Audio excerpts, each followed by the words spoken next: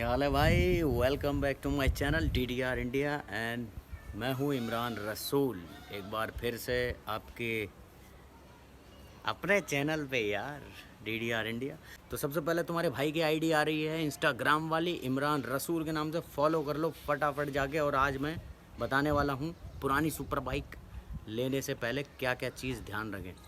अच्छा, मैं सबसे पहले आपको ये बताना चाहता हूँ कि एक पुरानी सुपर बाइक अगर आप लेना चाहते हो तो सबसे पहले मैं आपको बता दूं कि पुरानी सुपर बाइक लेने से पहले की क्या क्या चीज़ चेक करनी चाहिए, डॉक्यूमेंटेशन क्या क्या चेक करनी चाहिए। और सबसे मेन पॉइंट जो डीलर्स जो है वो छुपाते हैं, ख़ासकर करोल बाग के अंदर जो बहुत सारे डीलर ऐसे हैं जिनके आजकल एक्सपोजिंग वीडियो भी बहुत ज़्यादा चल रहे हैं, जो मतलब सो कॉल्ड भैया टाइप के नाम जो हैं वो चल रहे हैं। वो हराम खाने वाले भाई जो हैं करोल बाग में, उनकी भी बहुत सारी मतलब वीडियो एक्सपोजिंग वाली चल रही हैं। तो इस तरीके की वीडियो और काफ़ी केस जो है मेरे सामने भी आए थे, और मेरे जानने वाले मेरे फ्रेंड्स वगैरह जो थे उनके साथ भी एक आध के साथ ऐसा हो चुका है। तो सबसे पहले आप बाइक की मैं बताता हूँ आपको कि बाइक के अंदर की क्या क्या चेक करना चाहिए। सबसे पहले आप बाइक अगर देख रहे हो तो पहले उसके पेपर चेक करो। नंबर एक, उसकी आरसी। सबसे पहले उसका रजिस्ट्रेशन सर्टिफिकेट, आरसी उसकी चेक करो। आप खुद देखकर, आंखों से देखकर चेक नहीं करनी चाहिए। देखो, चेक करो, अथॉरिटी चेक करो। सबसे ज़्यादा बढ़िया आपके अब तो फ़ोन में एप्लीकेशंस आ गई हैं, सब कुछ आ गया है। फ़ोन में एप्लीकेशन डाउनलोड करो हैंड टू हैंड और चेक करो कि किसके नाम पे है, कितनी पुरानी है, उसमें ये आ जाएगा। और अगर 1% ऐसा होता है कि कई बार जैसे ग्रे मार्केट की सुपर बाइक होती हैं, वो मतलब उल्टी सीधी भेड़ देते हैं, उल्टी सीधी तरीके से किसी को भी लेके किसी के भी नाम पे वो ट्रांसफ़र करके, या फिर लेके किसी और की गाड़ी की आरसी उस पर लगा के, नंबर उसके लगा के भेड़ देते हैं सुपर बाइक। तो सबसे पहले तो आपको आरसी चेक करना है वाहन पर जाकर। जो गवर्नमेंट वेबसाइट है, गवर्नमेंट की वेबसाइट जो है उस पर नंबर डाल के वाहन पे आपको आरसी चेक करना है। नंबर दूसरा, इंश्योरेंस उसका चेक करना है कि इंश्योरेंस फर्स्ट पार्टी है या सेकंड पार्टी है या फिर कोई सी भी पार्टी नहीं है। क्योंकि ऐसा होता है कई बार, जैसे पुरानी ज़्यादा बाइक हो जाती हैं या फिर कुछ पुरानी बाइक होती हैं और इनका इंश्योरेंस जो है सुपर बाइक का बहुत ज़्यादा महंगा होता है, 35-40 हज़ार 25 हज़ार ऐसे जो है इनका इंश्योरेंस होता है। तो ये जो सो कॉल्ड भैया टाइप के जो डीलर होते हैं, ये क्या करते हैं बाइक ख़रीदने के बाद इसमें ज़्यादा पैसे इन्वेस्ट नहीं करते हैं ताकि इन्हें ज़्यादा से ज़्यादा पैसे बचें। क्योंकि अगर पैसे इन्हें कम बचेंगे, पैसे लगाने के बाद उसमें वो बराबर रहेगा तो वो फ़ायदा क्या होगा। इसलिए क्या करते हैं, कई बार जो इंश्योरेंस होता है वो 2 नंबर का करवा देते हैं, मतलब उसका कोई रिकॉर्ड नहीं होता, कुछ नहीं होता, स्कैन कॉपी करवा देते हैं। क्या होता है, किसी और गाड़ी का इंश्योरेंस स्कैन करके, किसी और गाड़ी का इंश्योरेंस जो है वो स्कैन करके उस पे उस गाड़ी का नंबर, नाम, ऑनर नेम, सारी चीज़ उस पे चढ़ा देते हैं। और मतलब वो ऑन रिकॉर्ड नहीं होता है, सिर्फ पेपर होता है वो आपको दिखाने के लिए। नंबर 2, आपको इंश्योरेंस चेक करना है अच्छी तरीके से, इंश्योरेंस की वेबसाइट पे जाके चेक करना है। और इंश्योरेंस में अगर इंश्योरेंस है, 1 नंबर का इंश्योरेंस अगर है बाइक का, तो आपको कस्टमर केयर पे इंश्योरेंस के कॉल करके पता करना है कि इंश्योरेंस क्लेम तो नहीं लिया, और लिया भी है तो कितनी बार लिया है, कितने का लिया है। ये सबसे ज़्यादा मेन पॉइंट है इंश्योरेंस वाला। बाकी तो ये छोटी मोटी चीज़, मतलब इन पॉल्यूशन वॉल्यूशन, ये तो बाद की बात है, ये तो महंगी नहीं होती, 150-200 रुपये का होता है, ये तो कोई भी करवा सकता है। तीसरी चीज़, सबसे मेन इम्पोर्टेंट जो बात आती है आरसी, और इसके बाद उस गाड़ी के पेपर चेक करना। कौन से वाले? ग्रे मार्केट वाले। ग्रे मार्केट तो नहीं है। और अगर 1% ग्रे मार्केट वाली है और वो आपको डीलर कोई भी आपको ये बोलता है कि ये ऑन पेपर है, पूरा कस्टम पेड है, सब कुछ है, तो वो आपको चेक करना है उसके सारे पेपर। मैंने एक वीडियो बनाई थी इससे पहले, उसमें मैंने बताया था कि ग्रे मार्केट की बाइक के पेपर क्या क्या होते हैं। वो लिंक मैं डाल दूँगा आई बटन में, ये और डिस्क्रिप्शन में भी डाल दूंगा लिंक, वो आप उसमें देख लेना कि डॉक्यूमेंट क्या क्या उसके होने चाहिए, कस्टम के क्या डॉक्यूमेंट होते हैं, और मतलब कस्टम से क्या क्या क्लियरेंस के डॉक्यूमेंट मिलते हैं, ये पार्ट में बाइक आई थी या फिर पूरी बाइक आई थी, इसके पेपर आपको चेक करने हैं। ठीक है, ये हो गया पेपर का मसला। अब आ जाते हैं, it's a very important thing into the bike, अगर आप बाइक देख रहे हो तो दूसरी सबसे ज़्यादा इम्पोर्टेंट बाइक है बाइक के अंदर चेक करना कि कुछ चीज़ ख़राब तो नहीं है। सबसे पहले आप नीचे से शुरू करेंगे। बाइक अगर आपको लेनी है, वो बाइक पसंद आ गई है, बातचीत हो गई, सबसे पहले आप टायर चेक करें। उसके टायरों को आपको चेक करना है कि अगले पिछले टायर अच्छी तरीके से देखिए, कहीं से टायर में क्रैक तो नहीं आ रहे हैं, टायर चटक तो नहीं रहे हैं, टायर की कटिंग तो नहीं हुई है। कई बार ऐसा होता है कि टायर बहुत ज़्यादा घिस जाते हैं, तो ये टायरों को क्या करते हैं, टायर मार्केट में ले जाकर टायर मार्केट में ले जाकर उनकी जो है वो कटिंग कर देते हैं। जो उनकी ग्रिपिंग की जो लाइन होती है टायर की, उसकी कटिंग करवा के और वो टायर साफ़ सूफ करके उस पर पेंट लगा के बिल्कुल ब्लैक और वो बाइक में चढ़ा देते हैं। तो वो नए टायर जैसे लगते हैं, मगर उसकी पहचान होनी बहुत ज़रूरी है और ये करनी आपको बहुत ज़रूरी है। ये हो गई टायर की पहचान कैसे करें। अब टायर में क्या होता है, नए टायर की सबसे बड़ी पहचान होती है साइड में टायर की मैन्युफैक्चरिंग डेट लिखी हुई होती है। वो आप चेक करें कि कितना पुराना टायर है, इससे आपको पता लग जाएगा कि कितने टाइम पहले बाइक में टायर पड़ा था। चलो ठीक है, अगर नया पुराना टायर है, बाइक ज़्यादा नहीं चली है, तो आप बाइक की साइड में, पीछे की साइड में एक लाइनिंग होती है, ब्लू या ऑरेंज या फिर पिंक कलर की, इस टाइप की लाइनिंग होती है। वो उस लाइनिंग से आपको पता लगेगा कि ये टायर जो है वो चला हुआ है नहीं चला हुआ है। लाइनिंग जो है वो बिल्कुल ख़त्म हो जाती है चलने के बाद। और टायर में इंडिकेटर पॉइंट भी होता है। अब इंडिकेटर पॉइंट में आपको बता देता हूँ कैसा होता है कि टायर की बीच में, पिछले टायर की जो बीच में जो वो लाइनिंग बनी होती है ना, उन लाइनिंग के बीच में एक मतलब छोटी सी रबड़ की दीवार सी बनी होती है, छोटी सी, जैसे ये लाइन है, नाली सी बनी हुई होती है, उसके बीच में एक इस टाइप का वो होता है ऐसा। तो वो आप देख लें कि लाइनिंग लाइनिंग ऊपर आ गई है या लाइनिंग अंदर ही है। अगर वो ऊपर आ गई है तो टायर समझ लो पूरा घिस गया है और टायर चेंज कराने की ज़रूरत है। यही चीज़ आपको अगले टायर में देखना है, ठीक है। दूसरी चीज़ आपको चेक करना है उसके ब्रेक पैड।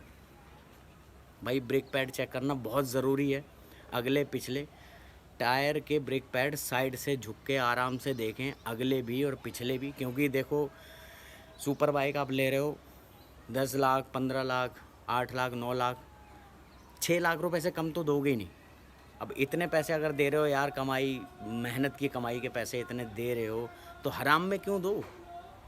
हराम के पैसे थोड़ी आ रहे हैं यार किसी के। अगर हराम के पैसे ऐसे ही आपको देना तो किसी को दान नहीं कर देना। इसलिए अगर आप अपनी ड्रीम बाइक लेना चाहते हो और ये नहीं चाहते हो कि बाइक लेने के बाद मुझे बाद में प्रॉब्लम हो, तो ये सारी चीज़ चेक करना बहुत ज़्यादा ज़रूरी है यार। और ज़रूरी नहीं, बहुत ही ज़्यादा ज़रूरी है। वो मैंने आपको एक किस्सा बताया था, मैंने वो वीडियो डाली हुई है ओल्ड बाइक की, सुपर बाइक की, मतलब ग्रे मार्केट वाली टाइप की बाइक की। तो उसका लिंक मैं डाल दूँगा उसमें चेक कर लेना। पुरानी बाइक लेने के बाद क्या हुआ था, R1 एक थी ओरिजिनल, वो उसमें थोड़ी दिक्कत सी आई थी, तो उसका 150 अराउंड के मतलब 150 किलोमीटर की स्पीड से वो चल रहा था, उसका एक्सीडेंट हो गया था। तो ये चीज़ बहुत ज़्यादा चेक करने वाली है। दूसरी, और वो ये दूसरी चीज़ होगी ब्रेक पैड अगले पिछले, ठीक है।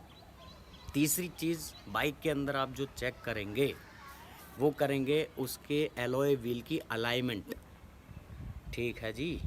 एलॉय व्हील की अलाइनमेंट आप वहाँ पे खड़े खड़े तो खुद तो कर नहीं सकते, तो एलॉय व्हील की अलाइनमेंट आप टेस्ट ड्राइव लेके कर सकते हो या कहीं आके करवा सकते हो, ठीक है। अगर आप वो लंबी टेस्ट ड्राइव आपको नहीं देता है तो कोई बात नहीं, ये हो गया।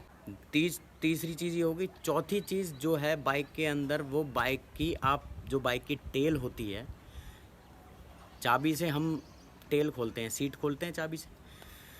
तो चाबी से जब हम सीट खोलते हैं तो टेल की अंदर का हमें पोर्शन सारी चीज़ दिखाई देती है।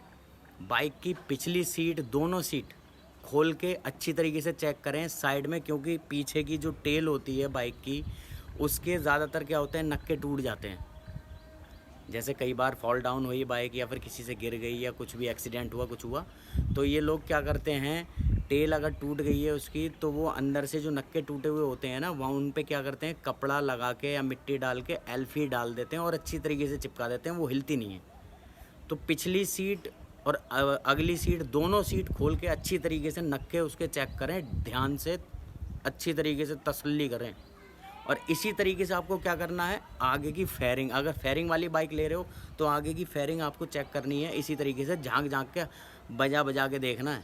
और हाथ लगा के आपको बिल्कुल रब करके देखना अच्छी तरीके से, कहीं पर पेंट उखड़ तो नहीं रहा है या फिर कहीं ऐसा तो नहीं लग रहा कि पेंट उठा हुआ है, पेंट नया हो रखा है या स्टिकर नए लगे हुए हैं।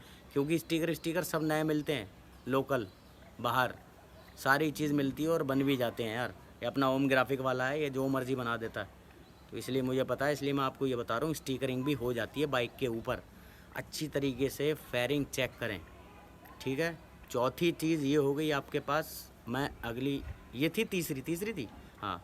तो ये चौथी चीज़ आपकी मैं आपको बता दूं कि उसकी वायरिंग, मेन पॉइंट वायरिंग। जब तक बाइक की वायरिंग ठीक नहीं होगी, बाइक स्टार्ट नहीं हो सकती कहीं भी। और अगर चलते चलते थोड़ी दिक्कत आ गई, कुछ हो गया, तो कहानी ख़त्म। सीधा 50,000 1 लाख रुपए का नुकसान होता है, मोटा एकदम यार। मेरा फ्रेंड है वो दीपांशु हिल्स, आपने देखा होगा, उसकी निंजा 300 थी उसके पास। निंजा 300 की वायरिंग जो है चूहे ने काट दी थी। और उसकी वायरिंग का पता है कितना खर्चा आ रहा था? 45,000 रुपये वायरिंग का खर्चा आ रहा था। बस इतना सा उसमें कट लगा हुआ था, और वो कट क्या, सिर्फ इसका रिपेयरिंग का और ये सब चीज़ का सिर्फ 45,000 रुपये निंजा 300 में।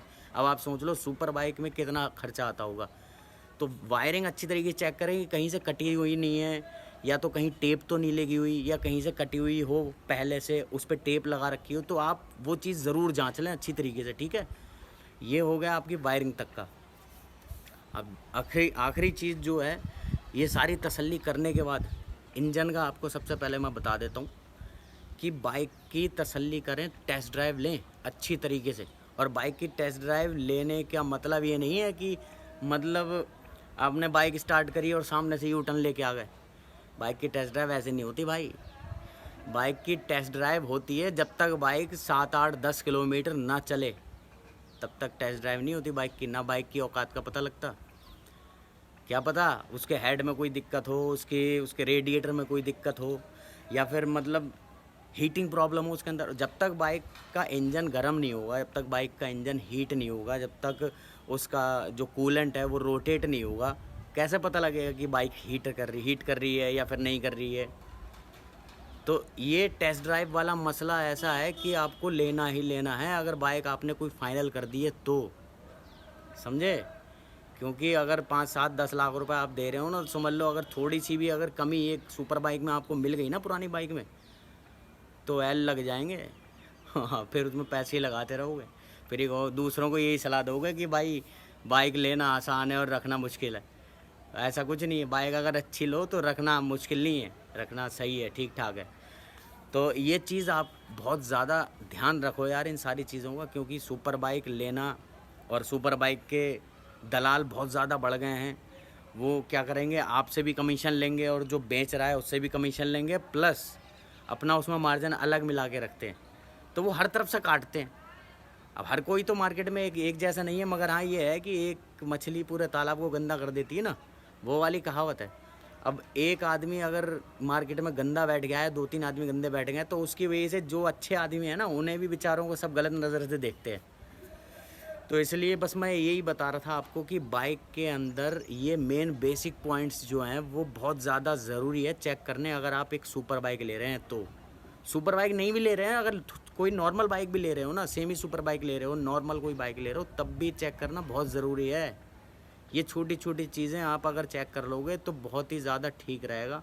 और अगर आपको इतना चेक करने के लिए कोई भी डीलर मना करता है, या फिर टेस्ट ड्राइव लेने के लिए मना करता है, या फिर ये बोलता है कि ये मत खोलो वो मत खोलो, तो समझ लो वहाँ पर झोल है। अगर बाइक ठीक होगी, सब कुछ ठीक होगी, अगर आप ज़रा से भी कहीं वीक पॉइंट पर हाथ लगा रहे हो, या फिर उसे लगेगा ना कि यहाँ खोलने वाला है, यहाँ तो ख़राब है, तो फ़ौरन रोक देगा आपको। इस चीज़ का ख़ास ध्यान रखना। वो अगर रोक रहा है तो समझ लो झोल है, और बाइक वहीं मना कर दो, फटाफट फ़ौरन मना कर दो। 1% भी लेने की ज़रूरत नहीं उसे, वरना पैसे आपके गए गड्ढे में, समझ लो। हाँ, तो अब मैं आपसे बस यही कहना चाहता हूँ कि बाइक लो तो बढ़िया लो। मैंने एक वीडियो और बनाई थी कि पुरानी बाइक, अगर आपका बजट अच्छा है पुरानी सुपर बाइक लेने का, तो मैंने एक वीडियो बनाई थी, उसका भी लिंक मैं इसमें डिस्क्रिप्शन में डाल दूँगा। उसमें आप देख लें कि पुरानी से अच्छी नई सुपर बाइक है, अगर आपका बजट अच्छा है तो, समझे। तो चलो फिर अब अगली वीडियो में मिलते हैं। अगली वीडियो में मिलते हैं आपसे एक नई वीडियो के साथ। जब तक के लिए नमस्ते, सत श्री अकाल, बाय बाय, आदाब, सलाम डिडियर्स। Bye bye.